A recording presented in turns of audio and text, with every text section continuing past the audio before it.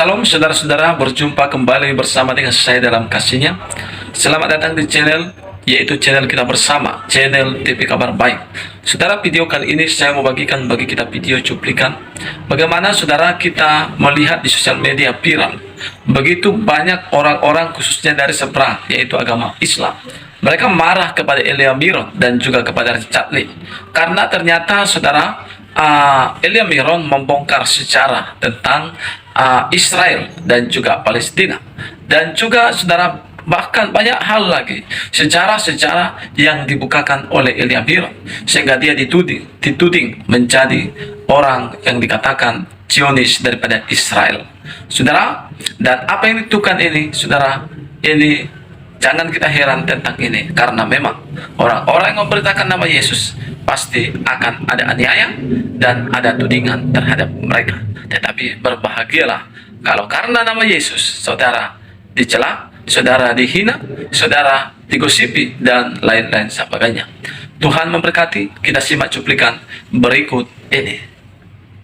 Halo semuanya, damai surgawi dari Sang Bapa menyertai kita sekalian. Salam Kristus Raja, saya Elia.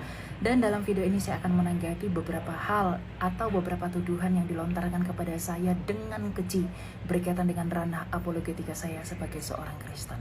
Yang pertama adalah tuduhan bahwa saya adalah seorang Zionis. Postingan Dr. Richard di dalam podcast melalui kanal YouTube beliau, di mana saya diwawancarai di sana menjadi seorang narasumber, di mana saya menunjukkan posisi netral di dalam podcast tersebut.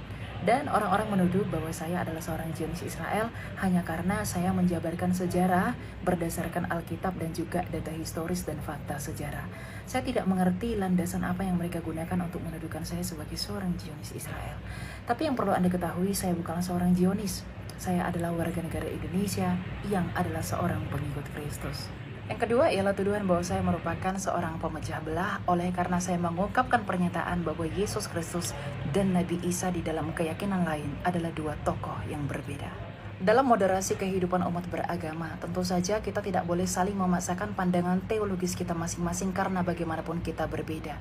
Saya harus mengungkapkan bahwa Yesus Kristus dan Nabi Isa di dalam keyakinan lain adalah dua tokoh yang berbeda oleh karena jejak historis dan data sejarah di antara kedua tokoh yang diungkapkan oleh kedua keyakinan yang berbeda ini juga tentu saja berbeda, bahkan bertolak belakang. Sehingga mengenai pernyataan saya bahwa Yesus Kristus dalam iman yang kekristenan itu berbeda dengan Nabi Isa di dalam keyakinan lain, sama sekali tidak bermaksud untuk tujuan perpecahan. Justru dengan perbedaan ini saya mengkehendaki perdamaian, agar kedua belah pihak tidak saling memaksakan pandangan teologisnya. Karena bagaimanapun kita adalah dua hal yang berbeda, dengan iman yang berbeda, dengan sejarah yang berbeda, dengan jarak waktu yang sangat berbeda pula. Yang ketiga adalah tuduhan bahwa saya menghina nabi tertentu oleh karena komentar saya dalam postingan berikut ini. Saya pun tidak mengerti mengapa saya diperhadapkan dengan tuduhan-tuduhan liar tersebut. Dengan jelas di dalam komentar itu saya tidak menyebutkan nama, menyebutkan agama, atau bahkan inisial yang saya gunakan untuk merujuk kepada orang-orang tertentu. Dan lagi pula komentar tersebut ditujukan untuk seorang komentator yang menyatakan bahwa saya tidak punya isi alias isi kosong. Sehingga saya ingin menyatakan bahwa saya bukanlah pewarta atau nabi atau mungkin pendeta atau apapun itu yang tidak berisi dan tidak bermoral. Namun terlalu banyak orang yang salah memahami frasa atau diksi yang saya gunakan dalam komentar tersebut. Tapi yang paling penting adalah saya tidak melontarkan hujatan, cacian, hinaan, atau makian kepada pihak manapun, nama apapun, bahkan inisial apapun di dalam komentar tersebut. Tentu saja dalam menjalankan tugas saya sebagai seorang apologis dalam ranah apologetika, banyak orang yang tidak menyukai apa yang saya lakukan. Hinaan, cacian, hujatan, fitnahan yang dilontarkan kepada saya anggap adalah sebuah hal biasa yang tidak berarti bagi saya. Oknum-oknum tertentu yang tidak bertanggung jawab berusaha untuk menjatuhkan saya dengan berbagai cara dan menghentikan penginjilan saya. Mereka menggiring opini, membuat pendapat, atau bahkan menafsirkan ucapan saya sendiri tanpa mengonfirmasi maksud dan tujuannya kepada saya. Namun meskipun demikian, itu tidak akan menyurutkan semangat saya untuk memberitakan Injil ke seluruh dunia. Karena bagaimanapun saya harus memberitakan ini kepada setiap telinga, agar setiap telinga mendengarkan kabar baik mengenai keselamatan yang datang dari atas. Saya tidak memaksa pihak manapun untuk percaya dengan kabar yang saya bawa, dan saya tidak menghujat pihak manapun, karena saya mengetahui dengan persis bahwa tidak ada kemuliaan Allah yang datang dari sebuah hujatan.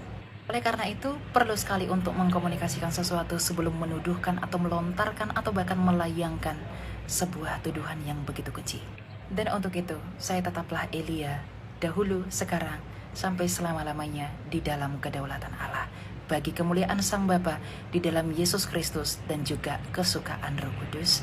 Shalom Aleichem, dan Tuhan yang memberkati, sukacita dari sorga menyertai kamu dan kita sekalian. Nah, saudara-saudara, itulah dia video cuplikan. Baru saja kita menyimak video cuplikan tadi bersama-sama. Bagaimana saudara kita melihat Elia Miron karena memberitakan Injil, memberitakan kebenaran, memberitakan tentang Yesus Kristus, dia mendapat aniaya sehingga dia diserang oleh saudara-saudara dari seberang dan dianggap dia itu telah menghujat dan telah menista agama Islam katanya.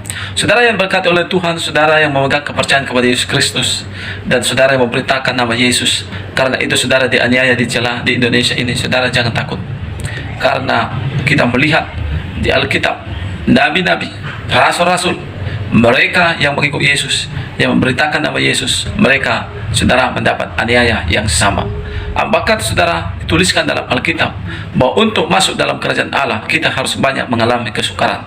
Saudara, apakah saudara mengalami kesukaran? Apakah saudara mengalami aniaya dari kiri, kanan, muka dan belakang karena pemberitaanmu kepada Yesus, karena imanmu dan kepercayaanmu kepada Yesus? Berbahagialah engkau karena upamu besar di sorga. Saudara, kiranya lewat video ini kita diberkati. Tuhan memberkati kita. Shalom. Selamat hari Natal.